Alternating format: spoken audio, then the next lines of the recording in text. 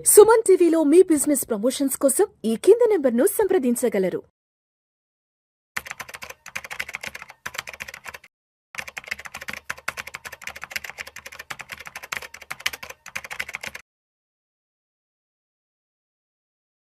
సాయిరామ్ గారు నమస్తే సార్. నమస్తే విష్ణు గారు. సాయిరామ్ గారు, లాస్ట్ 18 to 19 మంత్స్ నుంచి మార్కెట్లలో వాలటాలిటీ ఉంది.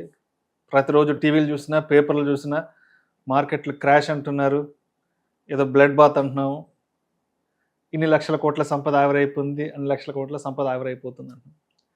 అయితే ఇక్కడ ఒక సాధారణ ఇన్వెస్టర్ అనే వాళ్ళ యొక్క ఫీర్ ఎలా ఉందంటే, అరే మా పోర్ట్ఫోలియో ఉన్న అంటే మా పోర్ట్ఫోలియోలో ఉన్న డబ్బులు ప్రతిరోజు తగ్గిపోతున్నాయి. అంటే ఒక 5 లక్షల రూపాయలు ఉన్న మా క్యాపిటల్ అమౌంట్ ఇన్వెస్ట్మెంట్ ప్రతిరోజు తగ్గిపోతుంది, మా పోర్ట్ఫోలియో ప్రతిరోజు రెడ్లో ఉంటుందంటూ కూడా చాలామంది ప్యానిక్ అవుతున్నారు.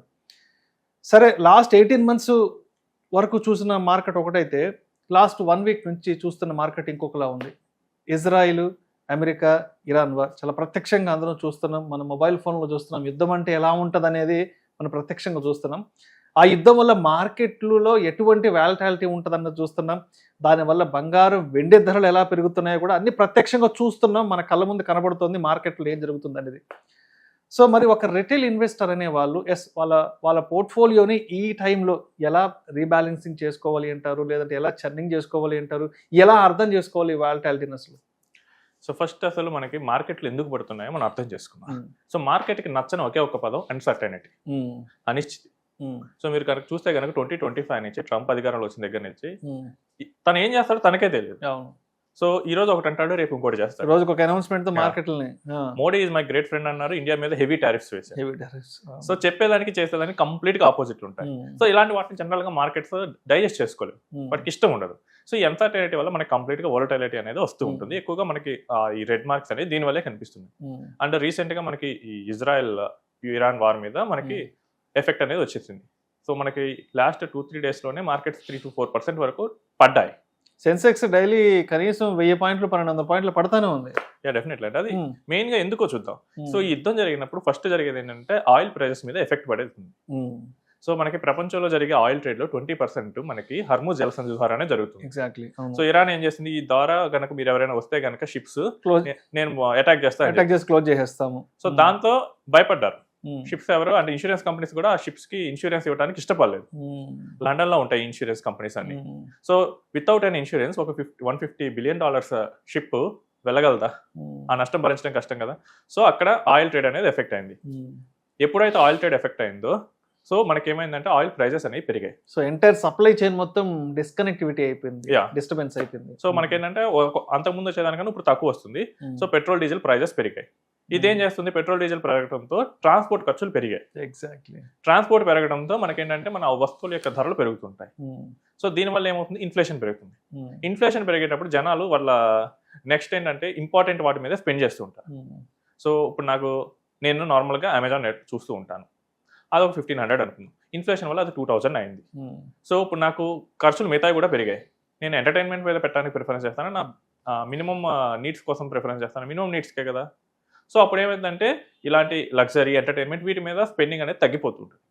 సో అప్పుడు కంపెనీస్కి అవి ఇష్టం ఉండదు. నెక్స్ట్ సెకండ్ థింగ్ ఏంటంటే ఫియర్. అంటే ఫారిన్ ఇన్వెస్టర్స్ మెయిన్గా యుద్ధం వచ్చినప్పుడు వెళ్ళిపోతూ ఉంటారు వాళ్ళ హోమ్ కంట్రీకి. ఇమాజిన్ మీరు ఉన్నారు, రోడ్డు మీద గొడవలు జరుగుతున్నాయి. సో వెంటనే మనం ఇంటికి రావడానికి ప్రిఫరెన్స్ ఇస్తాం కదా, సేఫ్టీ ఫస్ట్ ప్రయారిటీ ఉంటుంది. ముందు ఇంటికి వెళ్ళిపోయి మనం కాపాడుకుందాం. సేమ్ అదే ఫారెన్ ఇన్వెస్టర్లు కూడా అదే చేస్తారు.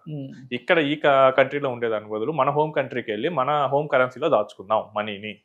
సో అది వాళ్ళు ఎగ్జిట్ అయిపోవడానికి ట్రై చేస్తారు. థర్డ్ వన్ ఏంటంటే ఇన్వెస్టర్స్ లో ఉండే ప్యానిక్ మిస్. సో ఈ యుద్ధం మొదలవడానికి ముందు 2022లో మనకి రష్యా ఉక్రెయిన్ వార్ కూడా వచ్చేసింది. సో అప్పుడు నాకు విజయవాడలో ఒక క్లయింట్ ఫోన్ చేసి, నేను పోర్ట్ఫోలియో మొత్తం అమ్మేశానండి, సో నేను చూశాను యూట్యూబ్లో యుద్ధం వచ్చేస్తుంది అన్నారు, మొత్తం అతలాకుతలం అయిపోద్ది అని చెప్పేసి సెల్ చేశాడు. అట్లా చేశారండి, ఇది మీ గ్రాండ్ సన్ కోసం కదా అని చెప్పి నేను అన్నాను. ఏమోనండి నాకు తెలీదు, పెద్ద పెద్ద స్పీకర్లే చెప్పారు యూట్యూబ్లో అని చెప్పేశారు. తర్వాత 23-24లో ఏమైంది, మార్కెట్లో మళ్ళీ బౌన్స్ బ్యాక్ అయ్యింది, ఆల్ టైమ్ హైకి వెళ్ళిపోయినాయి కదా 24 సెప్టెంబర్ వరకు కూడా. సో ఏంటంటే ఈ ఫియర్ ఏం చేస్తుందంటే, ఈ ప్యానిక్నెస్ అసలు ప్రభావం మన రాకముందే ప్యానిక్ తో మొత్తం సెల్ చేసేటట్లు ఇన్వెస్టర్స్ ని మోటివేట్ చేస్తూ ఉంటారు. సో ఈ మెయిన్ ఈ రీజన్స్ వల్ల మనకి ఇన్వెస్టర్స్ అందరూ దెబ్బతింటూ ఉంటారు. అండ్ ఈ టైంలో మెయిన్ గా మనం చేయాల్సింది ఏంటి, ఫస్ట్ ఏంటంటే మనం ఇన్వెస్ట్మెంట్ దేని పర్పస్ పెట్టాము దాని ముందు చూసుకోవాలి. అంటే దానికి తగ్గట్టు మనం అసెట్ అలొకేషన్ అనేది ఉందా లేదా దాన్ని చూసుకోవాలి. ఎందుకంటే ఈక్విటీస్ అనేవి ప్రతిరోజు పెరగవు. సో మనకు మార్కెట్లో మనకు ఒక 5 years పీరియడ్ తీసుకుంటే 1-2 years ఈక్విటీస్ పెరగవచ్చు, 1 year డెట్ పెరగవచ్చు, 1 year రియల్ ఎస్టేట్ పెరగవచ్చు, 1 year గోల్డ్ సిల్వర్ ఇలాంటివి పెరగవచ్చు. సో మన పోర్ట్ఫోలియోలో ఈ అసెట్స్ అన్నీ ఉన్నాయా లేవా వీటిని మెయిన్గా చేసుకోవాలి. ఎప్పుడైతే అసెట్ అలొకేషన్ స్ట్రాంగ్గా ఉంటుందో మనకి వోలటైలిటీ అనేది మినిమల్గా ఉంటుంది. సో మనకి యూఎస్లో చేసిన రీసెర్చ్ ప్రకారం కూడా 90% of the long term portfolio returns వచ్చేది అసెట్ అలొకేషన్ వల్లనే. సో ఈ అసెట్ అలొకేషన్ అనేది కంప్లీట్గా మనం చూసుకోవాలి. రైట్. మీరు ఇప్పుడు ఒక మాట అన్నారు, స్ట్రాంగ్ అనే ఒక పదం ఆడారు కదా. ఇక్కడ అంటే పోర్ట్ఫోలియోలో స్ట్రాంగ్ అనే ఒక పదం నెంబర్ ఆఫ్ కంపెనీస్ని అంటే నెంబర్ ఆఫ్ స్టాక్స్లో ఎక్కువ ఇన్వెస్ట్ చేయడమా, లేదంటే మంచి క్వాలిటీ ఉన్న స్టాక్స్లో ఇన్వెస్ట్ చేయడమా? ఎందుకని అడుగుతున్నానంటే చాలామంది బయటకు వెళ్ళినప్పుడు తెలిసిన వాళ్ళు వీళ్ళు వచ్చే టక్కని అనగారు ఒకసారి మా పోర్ట్ఫోలియో చూడండి అని చెప్పి ఓపెన్ చేసి ఏదో వాళ్ళ డీమ్యాట్ అకౌంట్ ఓపెన్ చేసి చూపిస్తే ఇలా స్క్రోల్ చేస్తూ ఉంటే ఒక 40, 50, 60 కంపెనీలు ఉంటాయి. సో ఇక్కడ స్ట్రాంగ్ అంటే నెంబర్ ఆఫ్ స్టాక్స్లో ఎక్కువ ఇన్వెస్ట్ చేయడమా, ద బెస్ట్ చూస్ చేసుకుని ఇన్వెస్ట్ చేయడమా? ద బెస్ట్ చూస్ చేసుకొని ఇన్వెస్ట్ చేయడం అండి. ఎందుకంటే బియాండ్ ఏ పాయింట్ మనం ఎంత చేసినా కానీ డైవర్సిఫికేషన్ కుదరదు. We can do diversification with 30 stocks, 40 stocks. ఇక దాన్ని మించి వెళ్తున్న కొద్దీ మనకి పెద్ద యాడెడ్ అడ్వాంటేజ్ ఏమీ ఉండదు. ఎందుకంటే ఆ 30-40లోనే మేజర్ కంపెనీస్ సెక్టర్స్ అన్నిటిని మనం హ్యాండిల్ చేయగలం. ఇప్పుడు దాన్ని దాటి చేసినా కానీ మనకి పెద్ద ఉండదు. అండ్ ఇంకోటి ఏంటంటే ఇది పెరుగుతున్న కొద్దీ మనకి కంపెనీ యొక్క వెయిట్ అనేది మన పోర్ట్ఫోలియోలో తగ్గుతూ ఉంటుంది. సో ఫర్ ఎగ్జాంపుల్ నేను ఒక 100 stocks పెట్టుకున్నాను, ఈచ్ స్టాక్కి 1% ఇచ్చాను. నేను పెట్టుకున్న ఒక 2-3 stocks బాగా పెరిగాయి. సో 1%, 2% అయింది. నాకు పోర్ట్ఫోలియోలో పెద్ద తేడా వస్తుందా? రాదు కదా. సో అదే నేను క్వాలిటీ స్టాక్స్ పెట్టుకుంటే కనుక నాకు వెయిటేజ్ కొంచెం కరస్పాండింగ్గా ఎక్కువ ఉంటుంది. సో ఐ కెన్ హ్యావ్ 4-5% కూడా ఒక్కొక్క స్టాక్ ఇవ్వగలను. సో అప్పుడు నాకు ఆ రిటర్న్ అనేది వస్తూ ఉంటుంది. సో అది మెయిన్గా చూసుకోవాలి. Quality matters here, not the quantity. ఇంకొక విషయం కూడా చెప్పండి. ఫర్ ఎగ్జాంపుల్ ఇప్పుడు చేతిలో ఒక 5 లక్షలు 10 లక్షలు ఉన్నాయి అనుకోండి. సరే ఎగ్జాంపుల్గా ఒక 5 లక్షలు తీసుకున్నాం. ఎందుకంటే 5 లక్షలు అనేది ఈ రోజుల్లో ఎనీబడి కెన్ ఎఫోర్డ్ కాబట్టి 5 లక్షలు చేతిలో ఉన్నాయి. ఒక మంచి పోర్ట్ఫోలియో డిజైన్ చేసుకోవాలి.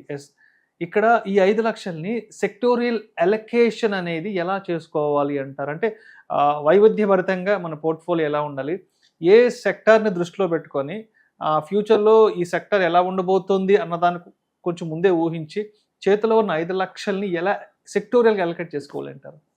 సో మీరు చెప్పింది ఏంటంటే సెక్టోరియల్గా అలొకేట్ చేయాలంటే దానికి చాలా నాలెడ్జ్ కావాలండి.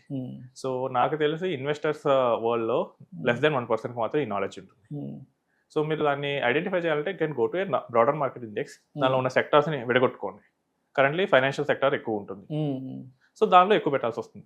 And sector allocation is not easy. For example ఇప్పుడు ఐటీ కోవిడ్ తర్వాత ఎంత పెరిగిందో మీరు చూసారు. ఇప్పుడు ఆంథ్రోపిక్ దెబ్బకి ఏమవుతుంది, ఐటీ ఇండెక్స్ మొత్తం ఫాల్. అండ్ అసలు దాన్ని ఆ బిజినెస్ అర్థం కాని వాళ్ళు దానిలో పెడితే ఏమవుతుంది, లాస్ వస్తుంది. సో బెటర్ నా దృష్టిలో ఏంటంటే సెక్టార్స్కి వెళ్ళకన్నా go for a broader markets. So నేను లార్జ్ క్యాప్లో ఎంత పెట్టాలి, మిడ్ క్యాప్లో ఎంత పెట్టాలి, స్మాల్ క్యాప్లో ఎంత పెట్టాలి, ఎందుకంటే ఇందులో ఇంటర్నల్గా ఆల్రెడీ సెక్టార్ డైవర్సిఫికేషన్ అనేది ఉంటుంది. సో మీరు పోయి ఎక్స్ట్రాగా యాడ్ చేసేది ఏంటంటే అది వర్కౌట్ అయితే బాగానే ఉంటుంది, బట్ వర్కౌట్ అవ్వకపోతే మీకు సెక్టార్ అన్నారు కాబట్టి నేను చెప్తాను. 2007లో ఇన్ఫ్రాస్ట్రక్చర్ ఫండ్స్ని లాంచ్ చేశారు. అప్పుడు అంతకుముందు మనకి రోడ్స్ హైవేస్ విపరీతంగా వేయడం మొదలు పెట్టారు కాబట్టి ఇన్ఫ్రాస్ట్రక్చర్ లాంచ్ చేశారు 2007లో. అండ్ తర్వాత మీకు 2008లో గ్లోబల్ ఫైనాన్షియల్ క్రైసిస్ వచ్చింది. మళ్ళీ తిరిగి 2021లో నేను ఒక కస్టమర్ పోర్ట్ఫోలియో చూసాను. 2007లో ఎంత పెట్టారో 2021లో కూడా అంతే ఉంది. సరిగ్గా ఐడెంటిఫై చేయకపోతే ఇంత హెవీ టైంలో కూడా మార్కెట్స్ పెరగకుండా ఉండే ఛాన్స్ ఉంటుంది. సో సెక్టార్ అలొకేషన్ కన్నా మీరు బ్రాడర్ మార్కెట్ మీద అలొకేషన్ చేయడం ప్రిఫరబుల్. సో నాకు ఒక 30% మిడ్ అండ్ స్మాల్ క్యాప్ కావాలి, అండ్ ఒక 60% నేను లార్జ్ క్యాప్లో పెట్టుకుంటాను, ఒక 10% గోల్డ్ అండ్ సిల్వర్లో పెట్టుకుంటాను. వీటి మీద చేయండి. ఇది చాలా మంది చేయగలరు, but going for an in depth sector analysis అనేది చాలా కష్టం ఉంటుంది. ఎందుకంటే ఏ టైంలో ఏది పెరుగుతుందో తెలియదు. అండ్ ఇదేంటంటే మీరు కూర్చొని మీ ఐటీ జాబే చేయాలా, మీ ప్రొఫెషనల్గా తీసుకోవాలా, దానికన్నా మార్కెట్ని రోజు ట్రాక్ చేయాలా. సో ఏది ఈజీగా ఉంటుంది, మీ జాబ్ చేసుకోవడం మీకు ఈజీగా ఉంటుంది. సో సెక్టార్ కన్నా బ్రాడర్ మార్కెట్స్ మీద ఎలా రొటేట్ అవుతున్నాయి. సో సెక్టార్ కంటే కూడా డిఫరెంట్ అసెట్ క్లాసెస్ని ఎలా మనం డిప్లాయ్ చేసుకోవాలన్న దాని గురించి ఆలోచించాలంటారు. అవునండి, ఎందుకంటే మీరు ఏదైనా చూడండి, లాంగ్ టర్మ్ 10-15 years తీసుకోండి, బాగా పర్ఫార్మ్ చేసిన సెక్టార్స్ అన్నింటిలో కూడా difference 1-2%. So for that 1-2% shall I take this much risk? And 10 years తర్వాత ఏది బాగుంటుందో నాకు తెలియదు. మీకు చెప్పాలంటే 2015లో నేను కూర్చుంటే 10 years తర్వాత contra fund give the best returns. But 2015లో ఎవరైనా ఊహించారా? అసలు 2015 నుంచి 2020 వరకు కాంట్రా నెగిటివ్గా ఇచ్చింది. కానీ 10 years పీరియడ్లో Contra is the best. So ఊహించడం చాలా కష్టం అండి. ఎందుకంటే భవిష్యత్తులో ఏం జరుగుతుంది, ఎవరు వస్తారు, గ్లోబల్గా సిచ్యువేషన్స్ ఎలా మారుతాయి, ఇవన్నీ ఊహించడం చాలా కష్టం. కాబట్టి మీరు బ్రాడర్ మీద చేస్తే కనుక మనకి ఈజీగా పని అయిపోతుంటుంది. అండ్ ఇక్కడ మనం ఈజీగా ఇన్వెస్ట్ చేయాలనుకుంటున్నాం. It's not making our life tougher. కన్క్లూజన్గా మరి ఇప్పుడున్నటువంటి యుద్ధాలు, ఈ మార్కెట్లో వాలటాలిటీలు, లేదంటే బ్లడ్ బాత్లు, బేరిష్ మార్కెట్లు ఏవైతే ఉన్నాయో ఇవి ఫ్యూచర్లో కూడా ఉంటాయి. కాబట్టి ఒక బిగినర్ లెవెల్లోనే మనం మార్కెట్స్లోకి అడుగు పెడుతున్నప్పుడు ఒక బిగినర్ లెవెల్లోనే ఒక పోర్ట్ఫోలియో డైవర్సిఫికేషన్ ఎలా చేసుకోవాలి అన్న దాని గురించి కొంచెం క్రిస్పీగా షార్ట్గా ఏం చెప్తారు? సో ఫస్ట్ అంటే మనం దేని పర్పస్ వచ్చామో చూసుకోవాలి. అండ్ దానికి తగ్గట్టుగా మనం ఈక్విటీ పోర్ట్ఫోలియోని అడ్జస్ట్ చేసుకోవాలి. సో నేను లాంగ్ టర్మ్గా ఫర్ ఎగ్జాంపుల్ ఒక 10 years తర్వాత నా కిడ్ ఎడ్యుకేషన్ పర్పస్ వచ్చాను. సో 10 years కాబట్టి we have to mainly focus in long term equity. Long టర్మ్లో కూడా మేజర్గా కొంచెం మిడ్ అండ్ స్మాల్ క్యాప్స్ కొంచెం ఎక్కువ పోర్షన్ ఉండేటట్లు చేసుకొని అండ్ దానికి తగ్గట్టుగా కొంచెం డెట్ ఉండేటట్లు చూసుకుంటే కనుక సరిపోతుంది. అండ్ దీనికన్నా ఎక్కువ కూడా అక్కర్లేదండి ఒక నార్మల్ ఇన్వెస్టర్కి. Mutual funds are simple products, దాన్ని చాలా సింపుల్గా ఉంచితేనే మనకి రిటర్న్ వస్తుంది. Right sir. Thank you so much Sairam గారు. థ్యాంక్స్.